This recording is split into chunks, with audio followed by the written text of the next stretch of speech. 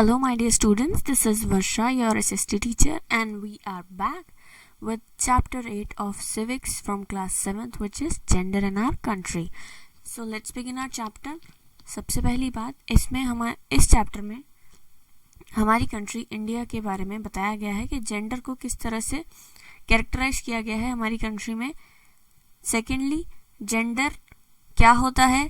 एक और चीज हम देखते हैं, सेक्स. ये वर्ड भी यूज किया जाता है. जेंडर या सेक्स रिप्रेजेंट करता है आप मेल हैं या फीमेल हैं.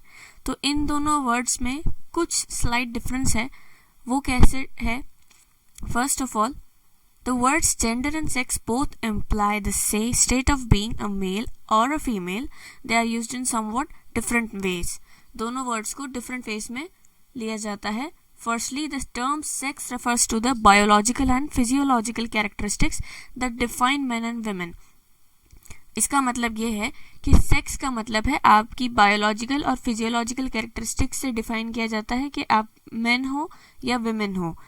But on the other hand, gender का मतलब है कि आपके सोशल रोल्स क्या डिसाइडेड हैं आपकी सोसाइटी में, कि मेल्स के सोशल रोल्स और बिहेवियर एक्टिविटीज़ किस तरह की होनी चाहिए, फीमेल्स की एक्टिविटीज़ किस तरह की होनी चाहिए.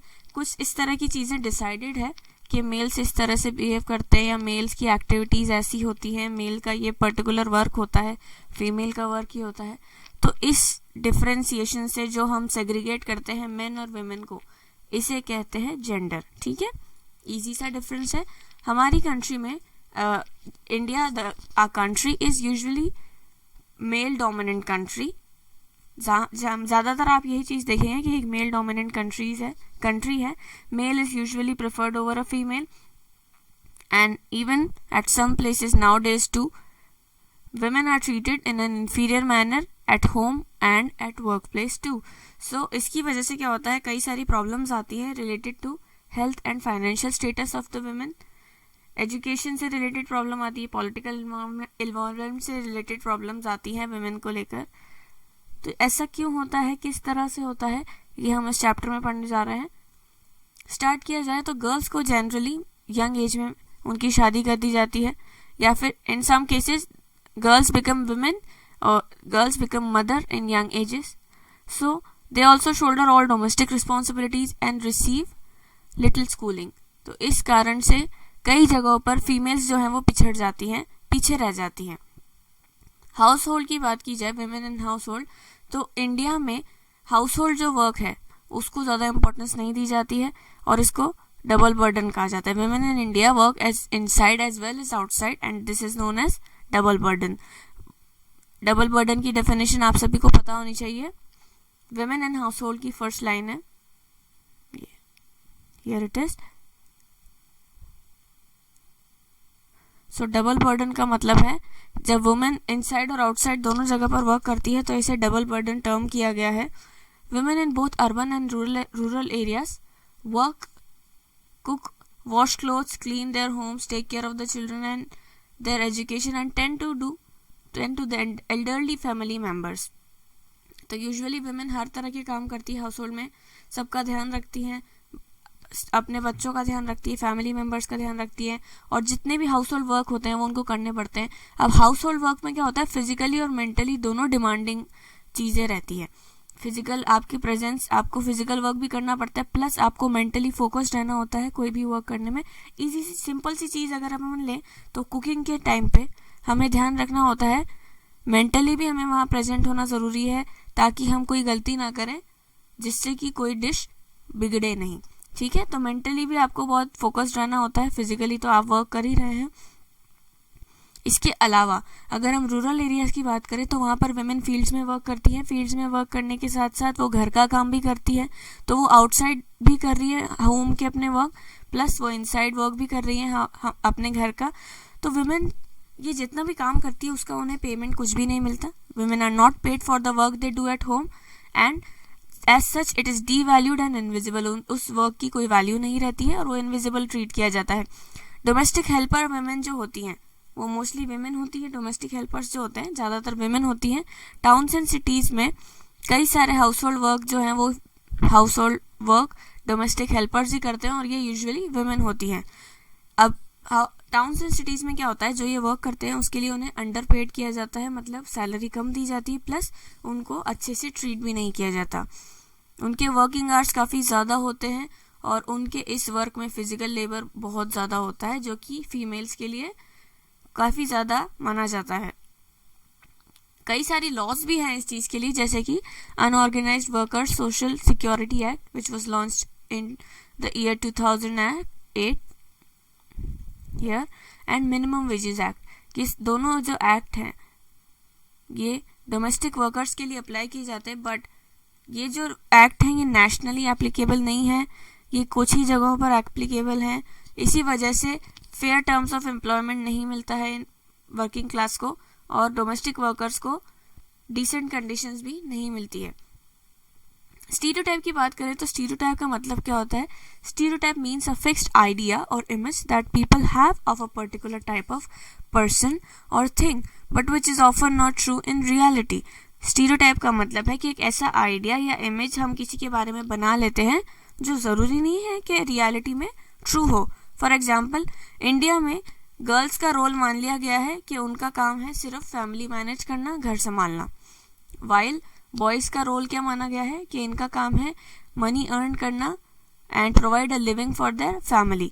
तो ये रोल्स माइंड में सेट कर लिए गए हैं, बट ऐसा नहीं है कि ये लोग सिर्फ यही वर्क कर सकते हैं। Women can do other work also.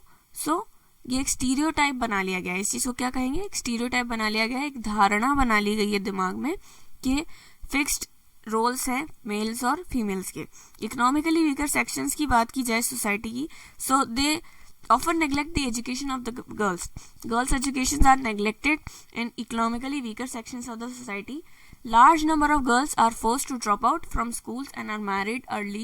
उनकी early marriage कर दी जाती है, plus they are forced to drop out from the school. मतलब उन्हें force किया जाता है कि वो स्कूल छोड़ दें। But कुछ केसेस में ऐसा होता है, कुछ फैमिलीज ऐसी होती है जो प्रमोट करती है उनकी डॉटर्स की एजुकेशन को, but they are not given the opportunity to continue their education, their higher education in their chosen subjects. They are forced to choose subjects like home science, humanities, nursing and teaching. So they are not free to choose the subjects they like. Instead, they are forced to choose the limited subjects which are provided to them by their own cities. Okay. Seldom do the girls get an opportunity to choose a subject or career of their choice.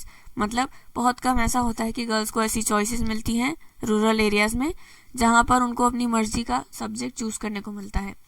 Girls are rarely encourage to become astronauts, pilots और investment bankers. मतलब कि जो ये higher education जो आपको अपनी city में शायद अवेलेबल ना हो, बाहर जाना पड़े जिसके लिए, ऐसी कोई भी चीज़ गर्ल्स को अलाउ नहीं की जाती। गर्ल्स को बस ये कह दिया जाता है कि आपको आपकी सिटी में जो भी एजुकेशन लेनी है वो आपकी सिटी में ही लेनी है, बाहर नहीं जाना है। ऐसा क्यों सोचा जाता है? क्योंकि उनके लिए एक माइंडसेट बना लिया गया है, एक स्टीरियोटाइप बना लिया गया है कि फीमेल्स को मैरी करके दूसरे फैमिली में जाना है। That is why they are not allowed to do higher education और even they are not even allowed to educate, just because of the reason that they will marry someday and leave their own homes to make others families. ठीक है, that is why female education is not encouraged and they are trained to do the household work so that they can do this work in their another home in which they are married. On the other side, boys are free to play and study and do whatever they want. Women community and social evils. अब women community में जो social evils practice किए जाते हैं वो कई सारे हैं। फॉर एग्जांपल सती प्रथा या फिर फीमेल इन्फेंटिसाइड, फीमेल फीटिसाइड, ये काफ़ी सारी चीज़ें। इसके अलावा जो चीज़ें हमें देखने को मिलती है वो कि फीमेल्स को कई सारी लीगल पॉलिटिकल एक्टिविटीज़ में पार्टिसिपेट नहीं करने दिया जाता। फीमेल्स के लीगल राइट्स सेम नहीं है as compare to man. Females और मेल्स के लीगल राइट्स डिफरेंट है। In fact, in some Indian states, there still exist social and legal barriers which exclude daughters and widows from inheriting land or property. कई states में ऐसे barriers हैं जहाँ पर daughters को और widows को property और land, उनके family की property और land पे हक नहीं दिया जाता। अर्लियर पहले के समय टाइम पे फीमेल्स को इमोशनल और वीक समझा जाता था and they were not allowed to vote or participate in politics. West states में, वेस्टर्न कंट्रीज में एक मूवमेंट इनिशिएट हुआ which was known as women's suffrage movement. Western countries में एक मूवमेंट इनिशिएट हुआ जिससे फीमेल्स को राइट्स प्रोवाइड किए गए, पॉलिटिकल राइट्स, ताकि वो भी पॉलिटिकल मैटर्स में इन्वॉल्व हो सके। हम शुरू से देखते आ रहे हैं कि मेल चिल्ड्रन को ज़्यादा इंपॉर्टेंस दी जाती है इंडियन कल्चर में। सन्स को सबसे ज़्यादा सुपीरियर माना जाता है एंड बिकॉज उनको ऐसा माना जाता है कि they are capable of earning wages plus they can take care of their family and carry on the family name, plus they can take care of the parents and perform their last rites, ऐसा माना जाता है। That is why male child को ज़्यादा preference दी जाती है in place of girl child. Girls are often seen as burden, burden माना जाता है गर्ल्स को। क्यों? अभी मैंने आपको बताया, क्योंकि गर्ल्स को मैरी ऑफ करना होता है दूसरी फैमिलीज में। दैट इज वाई गर्ल्स को बर्डन की तरह ट्रीट किया जाता है, क्योंकि दूसरी फैमिलीज में जब उनकी शादी की जाएगी तो एक प्रैक्टिस काफ़ी ज़्यादा पॉपुलर है मोस्टली रूरल एरियाज में, which is known as dowry. Dowry में क्या होता है, लार्ज सम ऑफ कैश और ज्वेलरी प्रोवाइड की जाती है to the groom's family when a person is marrying off his daughter to some boy, he has to give a large sum of cash or gold jewelry to the groom's family. So this practice is known as dowry. तो dowry की वजह से females को burden माना जाता है और इसी वजह से कई केसेस में फीमेल इन्फेंटिसाइड हमने देखने को मिले हैं, फीमेल फीटिसाइड देखने को मिले हैं। मतलब मदर के वोम में ही चाइल्ड को किल कर देना, this is known as foeticide और इन्फेंटिसाइड। ठीक है, या तो बर्थ होने के बाद मार देना which is known as infanticide, ठीक है, और बर्थ से पहले मार देना is foeticide. Next, sati, dowry, honour killings. Honour killing क्या होता है कि अपने रिस्पेक्ट के नाम पे किसी मेंबर को मार देना है, किल कर देना, this is known as honour killing. And ये सारी चीज़ें काफ़ी ज़्यादा प्रैक्टिस में है बिकॉज गर्ल्स को इतनी इम्पोर्टेंस नहीं दी जाती, उनको कम माना जाता है, इन्फीरियर माना जाता है as compare to boys. Though government has placed bans on child marriage, prenatal sex selection test and dowry. What is prenatal sex selection test? Birth से पहले पता लगा लेना कि जो मदर के वोम में बेबी है उसका जेंडर क्या है।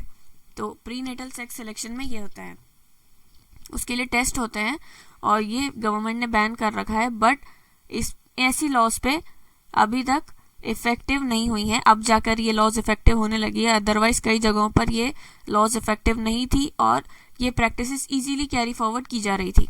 पब्लिक प्लेसेस में फीमेल्स काफ़ी ज़्यादा अपने आप को इन्फीरियर या फिर अनसेफ फील करती हैं because of the various practices that are practiced by inhumane people wandering out in the public. For example, women face harassment, sexual harassment in the public places.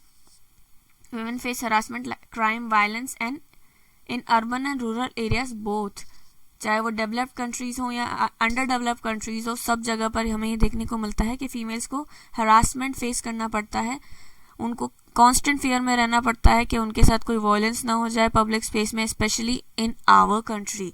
हमारी कंट्री में जो females के against जितने भी violence या crime rates हैं वो काफ़ी ज़्यादा हैं। इसी वजह से फीमेल्स काफ़ी ज़्यादा कॉशियस रहती हैं to move in public places, specially at the night time, क्योंकि वो टाइम काफ़ी ज़्यादा अनसेफ रहता है उनके लिए। जो फीमेल्स वर्क करती हैं, जॉब करती हैं कहीं पे, उनके लिए बहुत ज़्यादा अनसेफ हो जाता है घर से बाहर वर्क करना एंड वापस घर पे रात के समय आना, क्योंकि this has led to innumerable cases of eve teasing and other forms of sexual harassment and sexual assault including rape and murder. कई सारे ऐसे केसेस हैं जिसमें रेप मर्डर के केसेस आते हैं। आपने कई सारे निर्भया हत्याकांड सुना है आपने, उसमें भी रेप केस था and ultimately she died while struggling for her life. So ऐसे कई सारे केसेस हमें देखने को मिलते हैं जिसमें फीमेल्स को हरास किया गया है पब्लिक प्लेसेस में। In fact women do not find themselves safe in public places including market, crowded buses. crowded areas में भी फीमेल्स अपने आप को सेफ फील नहीं कर पाती हैं, क्योंकि कुछ ना कुछ तो खराब चल रहा है हमारी कंट्री के सिस्टम में। तो ये सारी चीज़ें होने के बावजूद भी कई सारे लॉज भी हैं, but still female do not find themselves safe in the public places. इसी वजह से उनकी फ्रीडम खत्म हो जाती है। They can not move out at night क्योंकि वो अनसेफ फील करती हैं। तो this reduces their freedom of movement, female participation in schools. Families अगर डरती हैं अपनी बच्चियों को कहीं बाहर भेजने में, तो उनकी स्कूलिंग में प्रॉब्लम आती है, उनकी एजुकेशन आगे बढ़ने में परेशानी आती है, because they do not want their girl child to get hurt, so they do not allow her to go outside for receiving education or for doing jobs or various activities which can lead to their growth, because they are afraid that something might happen to their daughters, so they do not let their daughters to go outside and work or receive education, etc.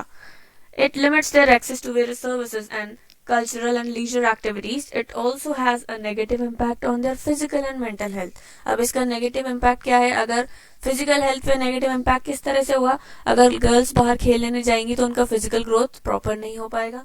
Mental health पे कैसे? अगर आप किसी एक बंद जगह पर ही रह रहे हैं, आप किसी और से इंटरेक्ट नहीं कर रहे, बाहर नहीं जा रहे, so this also affects your mental health. Very few laws have been made addressing these issues. इन इशूज को लेकर काफी कम लॉज हमारे समाज में अवेलेबल है। मीडिया का क्या रोल है इस चीज को कंट्रोल करने में? तो मीडिया भी स्टीरियोटाइप्स को इन्फ्लुएंस करने में बहुत बड़ा रोल प्ले करता है। फॉर एग्जांपल, कई एडवर्टीजमेंट्स में हम देखते हैं कि जेंडर स्पेसिफिक रोल्स दिखाए जाते हैं। फीमेल्स को कुक करते हुए दिखाया जाता है, क्लीनिंग करते हुए दिखाया जाता है, सब्जी खरीदते हुए दिखाया जाता है, और कई मूवीज में फीमेल्स को सेकेंडरी रोल ही दिया जाता है। This kind of images make the society place women in gender specific roles. However, here has been a gradual development in gender awareness with time, education and effort of many. कई लोगों के effort से however कुछ development आया है और females को अब डिफरेंट टाइप्स ऑफ रोल्स मिलने लगे हैं in TV ads plus the movies which they work in. हमें कई सारी वुमेन एम्पावरमेंट मूवीज भी देखने को मिलती है आजकल। तो ये कुछ चेंजेस का, कुछ लोगों के एफर्ट्स का नतीजा है कि हमें ये चीजें देखने को मिली हैं। अगर आप इस पेज पे देखें तो कुछ फीमेल्स के और मेल्स के इमेजेस दिए हुए हैं, आपकी बुक्स में आप देखेंगे। तो ये जो है, ये है किरण बेदी, ठीक है, मैरी कॉम दी हुई है आपको, इंदिरा नूई दी हुई है। इंदिरा नूई कौन है? सीईओ है। किरण बेदी भी आईपीएस ऑफिसर है, यूएन एम्बेसडर है। तो ये फेमस पर्सनालिटीज हैं और इन्होंने अपने जो जेंडर स्टीरियोटाइप्स हैं उसको ब्रेक किया है। पहले बॉक्सिंग नहीं करती थी फीमेल्स, बट मैरी कॉम ने उस स्टीरियोटाइप को ब्रेक करा। इंदिरा नूई ने सीईओ बनकर एक फीमेल स्टीरियोटाइप बना हुआ था कि फीमेल सिर्फ घर में काम ही कर सकती है, उस चीज को ब्रेक करा। उसी तरह से अगर हम मेल्स की बात करें तो ये जो सेकंड फोटो आप देख रहे हैं, सेकंड इमेज देख रहे हैं, ये है फेमस शेफ, सेलिब्रिटी शेफ है ये। He is known as Sanjeev Kapoor. Sanjeev Kapoor chef है, मतलब कुकिंग का काम किसके लिए था? किसको कहा जाता था कि सिर्फ फीमेल्स ही कुकिंग करती हैं, बट इन्होंने ये स्टीरियोटाइप खत्म करा। उन्हीं के राइट साइड पे एक इमेज है, वो फर्स्ट पे तो है फैशन डिजाइनर जो कि मेल है, मेल होके भी वो फैशन डिजाइनर है। राइट साइड पे भी एक डांसर है, उदय शंकर। इन्होंने क्लासिकल डांस करना स्टार्ट किया और स्टीरियोटाइप ब्रेक करा कि डांस सिर्फ फीमेल्स कर सकती है, स्पेशली क्लासिकल डांस फीमेल ही कर सकती है। इन्होंने मेल होकर भी क्लासिकल डांस सीखा। तो जो रोल ऑफ एजुकेशन है वो किस तरह से जेंडर स्टीरियोटाइप को तोड़ता है और फीमेल्स को आगे बढ़ने में हेल्प करता है। Gender preference is prevalent in the field of education too. Education की फील्ड में भी जेंडर प्रेफरेंस प्रेवलेंट है। वुमेन को काफी कम स्कूलिंग मिलती है। इसका कारण क्या है? Widely held view that women will get married and then take care of their home and perform domestic duties. तो फीमेल्स के लिए बस ये माना जाता है कि उनको काम बस यही है कि उनको अपने घर का ध्यान रखना है और डोमेस्टिक ड्यूटीज परफॉर्म करनी है। उनके एजुकेशनल एक्सपेंडिचर को बर्डन माना जाता है। उनके लिए फाइनेंशियल रिसोर्सेज जो फैमिलीज को जुटाने पड़ते हैं उसको बर्डन माना जाता है। That is why they are not allowed to receive education and they are only trained at home for the household chores and household work. हमारी ट्रेडिशनल इंडियन सोसाइटीज में girls were not allowed to go to school, they stayed at home and help with domestic chores और chores. However with changing time gradually more and more girls are getting education. Time जैसे change हो रहा है girls को education मिल रही है, families का जो माइंडसेट है वो चेंज होता जा रहा है और फीमेल लिटरेसी रेट इंडिया में इम्प्रूव हो रही है। Literacy rate is the total percentage of population of an area. Literacy rate की यहाँ पर डेफिनेशन दे रखी है, किसी भी एरिया की टोटल परसेंटेज ऑफ पॉपुलेशन को बताया जाता है लिटरेसी रेट से above the age of 7 years, जो कि एजुकेशन रिसीव कर रहे हैं, जो कि रीड और राइट कर सकते हैं, उस बेसिस पे लिटरेसी रेट निकाली जाती है। 1961 में 40% males were literate and 15% of females were literate, whereas in 2011 82.14% of males were literate and 65.46% of females were literate. तो देख रहे हैं ये जो वैल्यू है कितनी ज्यादा इंक्रीज हो गई है। तो female literacy rate definitely increase हुई है। इंडिया की बात करें तो जो लिटरेसी रेट है इंडिया में वो हर स्टेट में अलग अलग है। जैसे कि टोटल केरला में टोटल 94% लिटरेसी रेट है, जहां पर वुमेन की 100% है, मेन की 96.11 है। पंजाब का रेशियो थोड़ा कम है। तो हर जगह पर अलग अलग लिटरेसी रेट हमको देखने को मिलती है। और एजुकेशन डेफिनेटली काफी रिमार्केबल चेंज लाया है in the lives of many people. It is helping to change the views and remove stereotypes. Gender is now of lesser consequence in the selection of subject, education and jobs. So that's all about this topic. हम बाकी का topic पढ़ेंगे अपने next lecture में। Till then, take care students and keep studying. Thank you very much.